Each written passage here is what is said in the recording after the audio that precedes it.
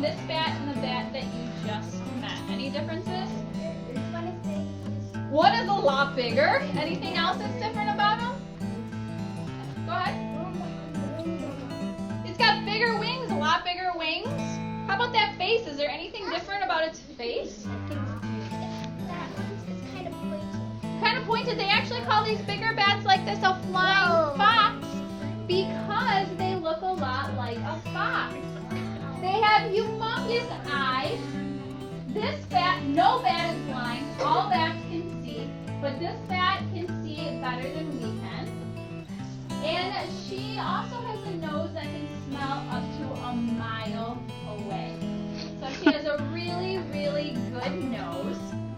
Now, she does not have echolocation like the last bat did. She does look a lot like a Chihuahua in the face.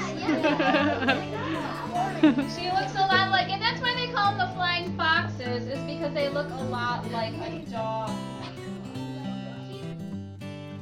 So we're here at Earth Week Plus 2014, and I'm just talking with one of the moms who homeschools, and she was telling me why she liked Earth Week Plus so much.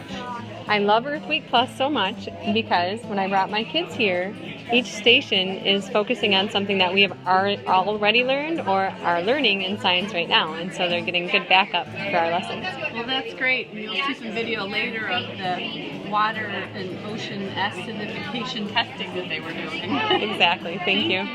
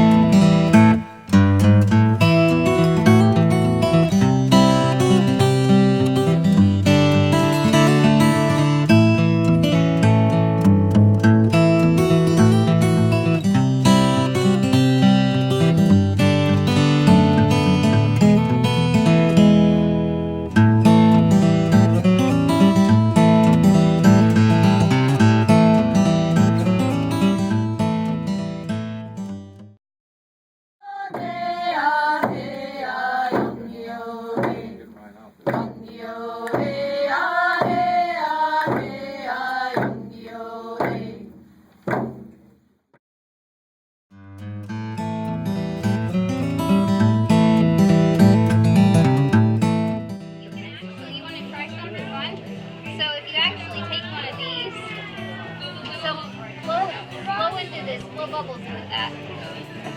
See what happens. Make it more acidic. Can I feel? Yep, and that's just water vapor you have there. So What? now let's watch what happens though when you add in different things to these. So you blew into it, right? And you made it more acidic. But if we add something like vinegar, which is an acid to the solution, you can make it even more acidic than your breath. was making it. And you can see, what did we do? Look at that. Now it's even more.